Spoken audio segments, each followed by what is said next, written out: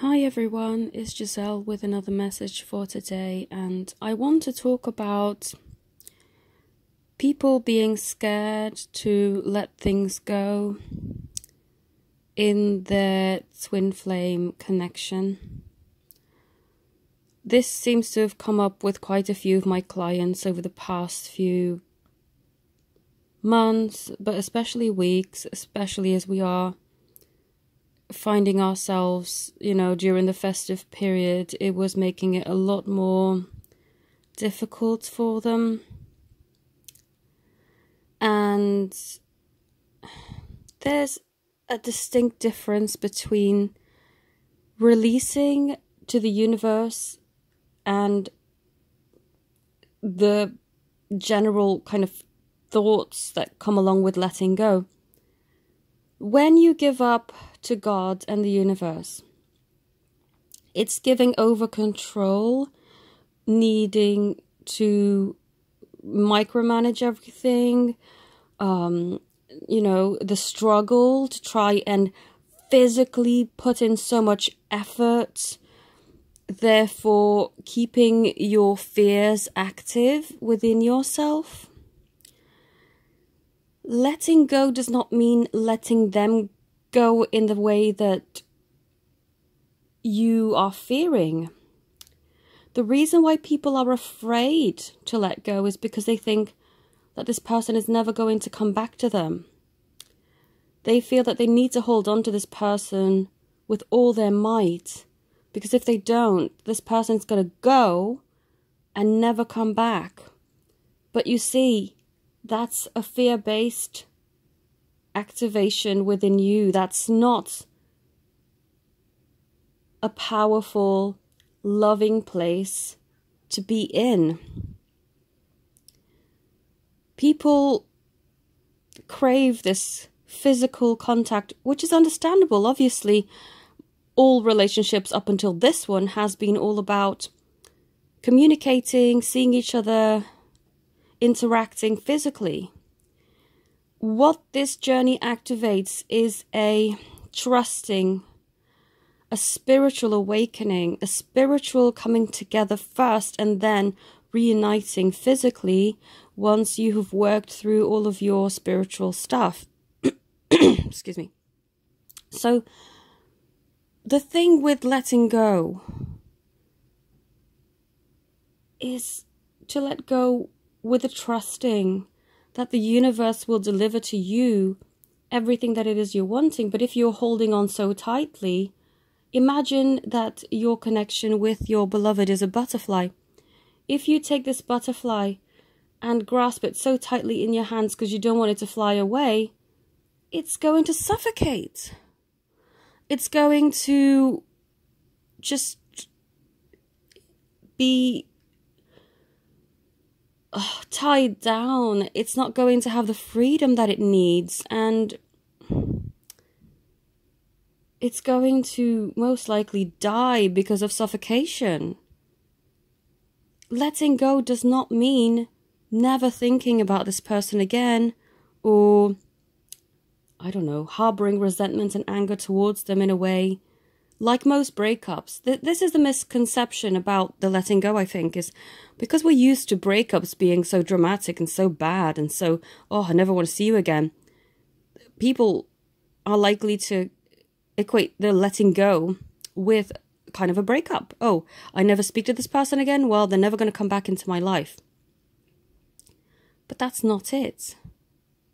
That's not the same. If you can release your butterfly with love, it'll fly off for a little bit, that's fine. But if it's meant to be, it comes back to you. And it comes back to you out of its own will. It's not forced. It's not, manipulated or tied down to do what you want to do when it's not ready. I've actually been thinking about this concept a bit, and I've been reminded of a few people that I've known in my past relationship. The person I was with basically told me about this, that their sister and their mother basically did the same thing to their partners by basically creating an ultimatum.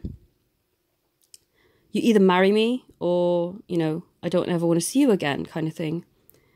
And yes, these people did eventually, did go ahead and marry them, but for his mom, it didn't end well. I mean, they still got divorced. And it just appears that the relationship with the sister, that's not going well either, sadly. It's often on the rocks, and I don't want to kind of, say whatever, but it doesn't look good. So you don't want that kind of connection, you see, where you make an ultimatum and you force things to happen, or you force them to communicate with you. And yes, it's logical that you want to communicate. I totally get that. I mean, I want that. But I don't want miscommunication. I don't want fear-based communication where we're constantly triggering each other and constantly making things worse on the physical plane, when the healing part is based in the spiritual. And you always have communication on the spiritual plane anyway. And I've seen proof of that. The things that I tell him on the spiritual plane, he'll come back to me on the physical plane and say exactly to me what I told him on the spiritual. I mean, if that's not coincidental, that is not. That is proof of the telepathic connection that you always have. But just understand that you don't always need to have this needy, I need you to talk to me, I need you to communicate with me, see me, do this, do that for me, or else. No. You see, this love is different. It's a journey of self-discovery first. Then you come together when you're harmonized. But it's for unconditional love, and you're not unconditional when you are making demands or, giving ultimatums. And I know that for a lot of people, being scared to not be in communication, that's normal. But don't force communication, because you keep getting the friction and the wrong and the misfiring. And I can't tell people to not communicate with the person, if they need that communication. I felt that a lot of people, and this is no judgment on anybody, but I've seen in a lot of cases, the stronger you are within, the less physical communication you actually depend upon. It's nice to get it, but you're not dependent, you're not needy, you're not needing to hear from them all the time. You can go months, even years, without needing to hear, because you know and you trust and you know that you will come together, and you can just do your work in your own time and without the pressure of all this physical miscommunication that often occurs. So the people that can be at peace without needing all that are usually the ones that are stronger and more ready and more able, and just a lot more calm within, because they know. When you know that something is meant for you, there is no need to chase it. It's like that with many things. I mean, I manifested living the place that I'm living in now, not the flat, I mean just the area. I manifested it because I trusted. I didn't have to check up on it all the time, pray to God every single day and do rituals to try and make it happen. It happened. It may not have happened in exactly the time frame that I wanted it to, but it happened. And not too long after either. But you just have to trust. And when you know that something is for you, then you know it. Exactly the same as me building up this YouTube channel, having this spiritual business. This is what I wanted. I didn't know when or how or why, how it was going to happen. But it did. And it did in the most beautiful way. And so that's letting go. It's not constantly checking up on it. It's not constantly worrying and being in fear. It's allowing it to come to you. Being receptive, but not being controlling. I hope that clears things up and that you better understand the concept and don't fear the words letting go. It's not out of fear.